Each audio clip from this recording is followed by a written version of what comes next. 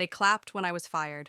My own mother smiled like she'd won something, and my brother toasted to my failure with champagne I had bought. "You were never meant for big things, Ryan," my father said, half drunk, in front of 20 people at the family dinner. "You're a coder, not a king." If this made you angry, good.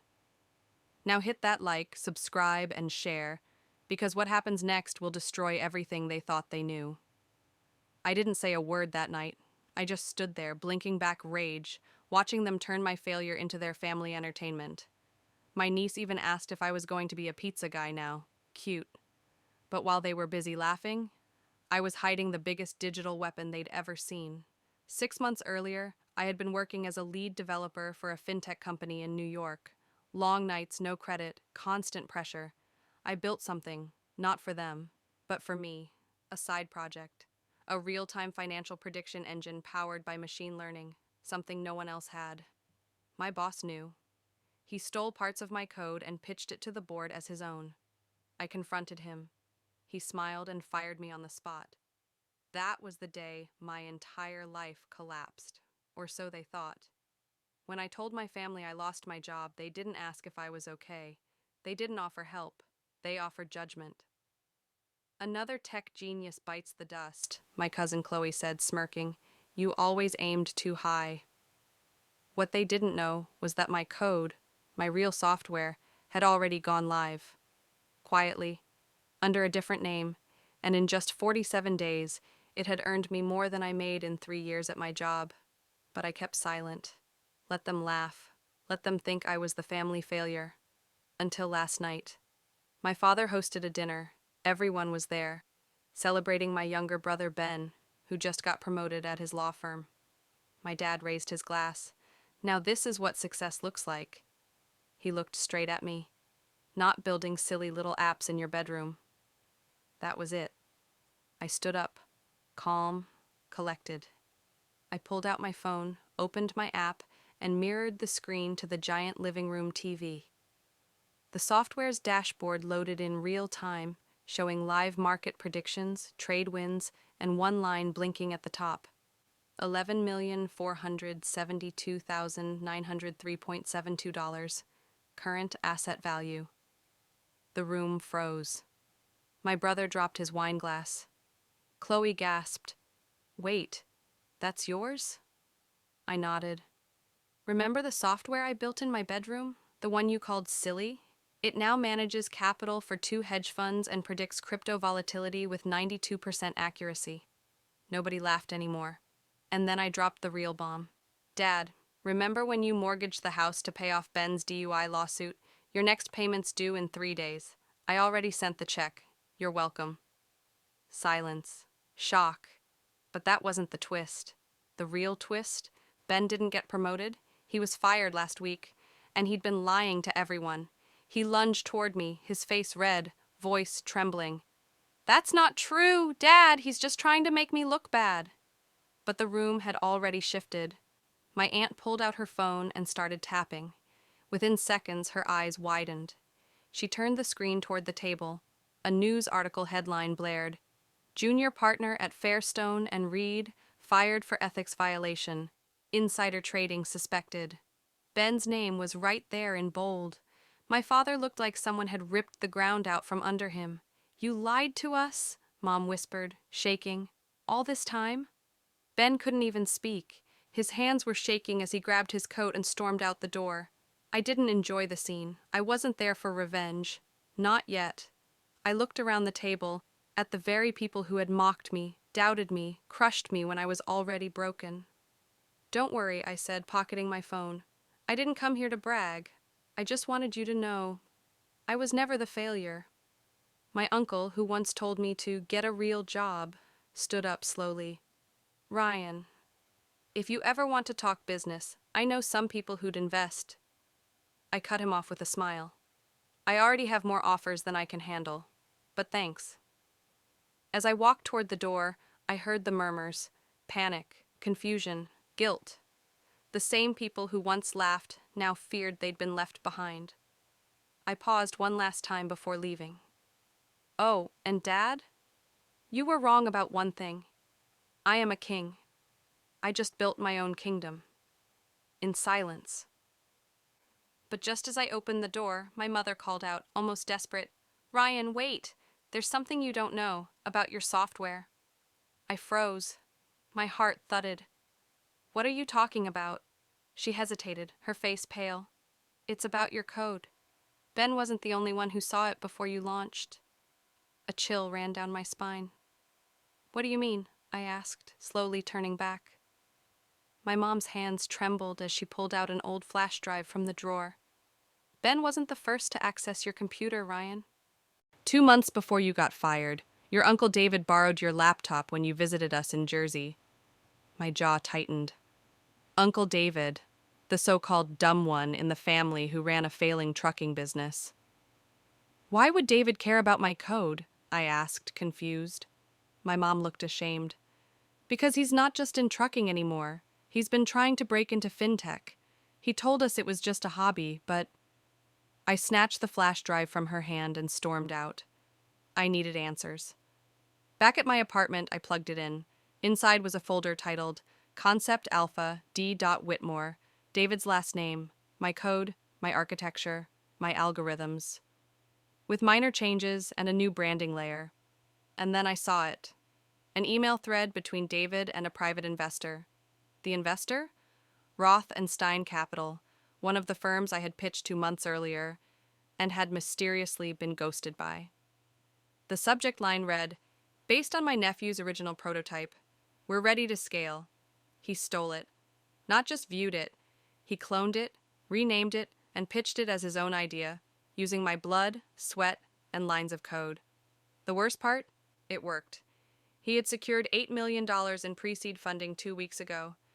I sat there frozen, breathing hard, my hands clenched. It wasn't just betrayal now. It was war. This wasn't about family rivalry anymore. This was theft, deception, fraud, and I wasn't going to let it slide. The next morning I called my lawyer, a sharp, relentless woman named Erica, who specialized in tech IP cases. She listened quietly as I laid it all out. Her answer was cold and confident. "We'll bury him.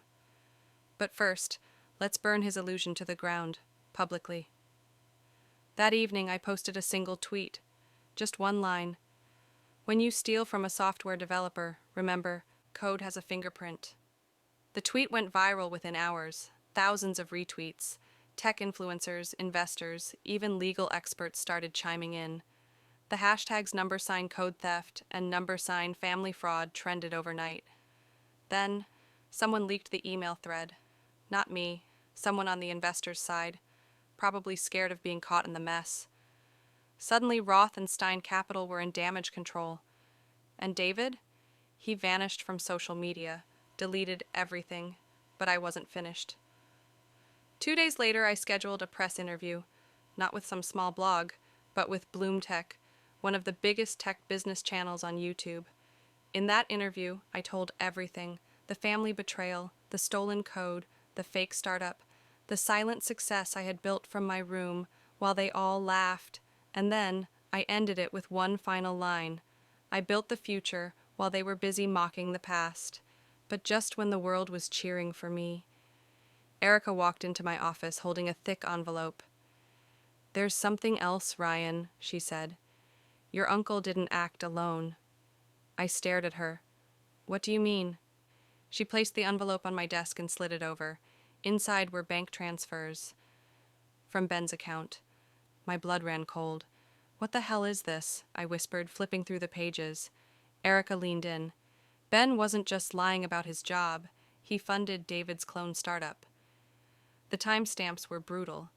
Just days before I was fired, Ben had wired over $150,000 to an offshore account linked to David's shell company.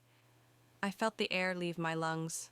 My own brother, the one who smirked while I was humiliated, who sat across the table and toasted to my downfall, had financed the theft of my life's work. My hands shook, not from anger, but betrayal so deep it cut something inside me. "I trusted him," I said quietly. "Even when he was an arrogant jerk, I never thought he'd do this." Erica didn't blink. "He thought you were out, fired, done. He bet on your silence. I stood up, gripping the envelope. Then it's time he learns who he bet against. That weekend I went nuclear. With my team of engineers, the quiet freelancers I'd hired months ago, we launched a major update to my software, rebranding it as Obsidian Pulse. More aggressive, more advanced, and more transparent. But that wasn't all. I partnered with Alpha Grid Capital, a rival firm to Roth and Stein, and gave them exclusive rights to my updated prediction engine. A direct blow to the people who had funded my betrayers. Then came the final move. At the annual Future Tech Investors Gala, a massive event streamed live across the industry, Alpha Grid invited me as their keynote speaker, and I made sure every word counted. "My name is Ryan Whitmore," I said into the mic.